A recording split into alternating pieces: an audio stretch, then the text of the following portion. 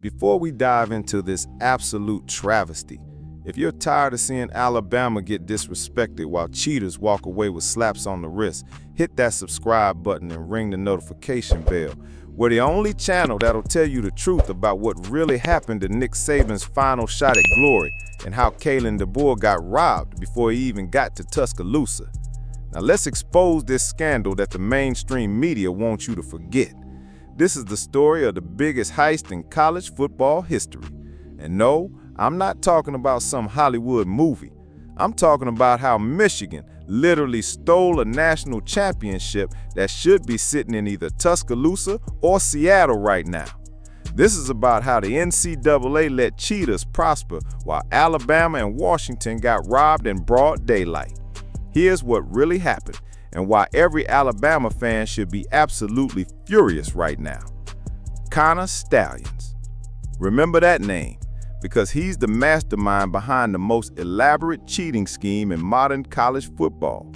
For years, this Michigan staffer built a sign-stealing empire that would make the CIA jealous.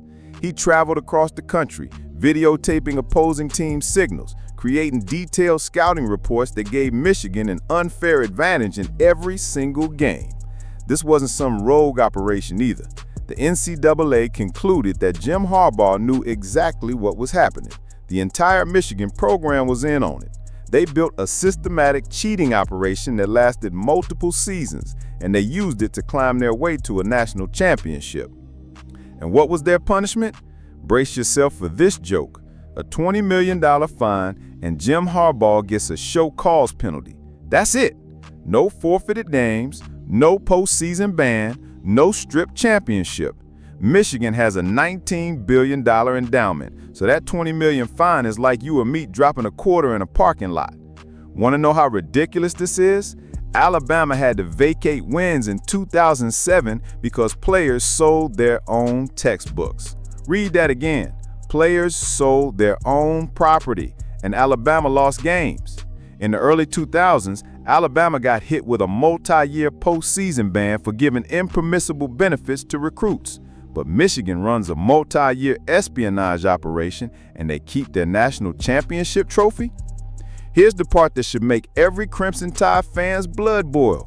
That 2023 college football playoff where Michigan beat Alabama in overtime, that game never should have happened. Michigan never should have been allowed in that playoff. The NCAA had enough evidence at the time to ban them from postseason play, but they chose to look the other way. Think about what that means. Nick Saban's final season, his last chance at championship number 7, was stolen by cheaters. Instead of Alabama potentially facing Washington for the national championship, we had to watch Michigan celebrate with a trophy they earned through systematic deception.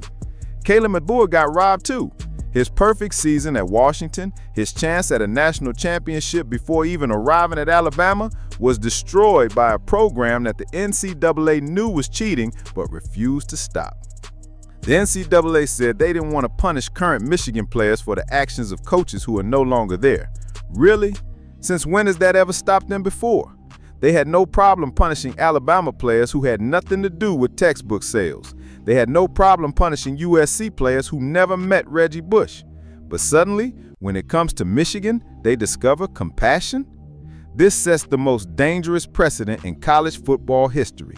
What's stopping every program from cheating now? If the cost of a national championship is a $20 million fine that gets paid by boosters anyway, why wouldn't you cheat? Ohio State reportedly spent more than that just building their roster last season. The message is crystal clear. Cheat your way to a championship, and the worst thing that happens is a financial slap on the wrist after you've already celebrated, after you've already cut down the nets, after you've already raised the trophy. Current Michigan coach Sharon Moore gets a 3-game suspension.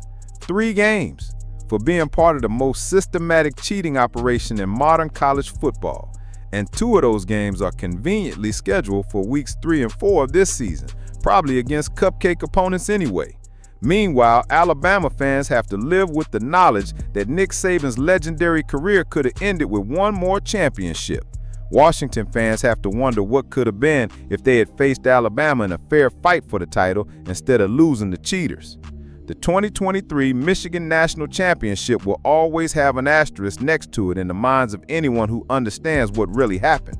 They didn't win that title on the field. They won it in video rooms, stealing signs, cheating the system, and laughing all the way to the trophy ceremony. This is why Alabama fans can never trust the NCAA. This is why we can never expect fair treatment from an organization that protects the programs it wants to succeed while hammering the programs it wants to control. The NCAA had a chance to send a message. They had a chance to prove that cheating doesn't pay. Instead, they proved that if you're the right program at the right time with the right connections, you can steal championships and keep them. Nick Saban deserved better. Kalen DeBoer deserved better. Alabama deserved better. And college football deserved better than watching cheaters celebrate while the NCAA pretended everything was fine. That's the truth they don't want you to hear. But we'll keep telling it because somebody has to stand up for what's right in college football, even when the NCAA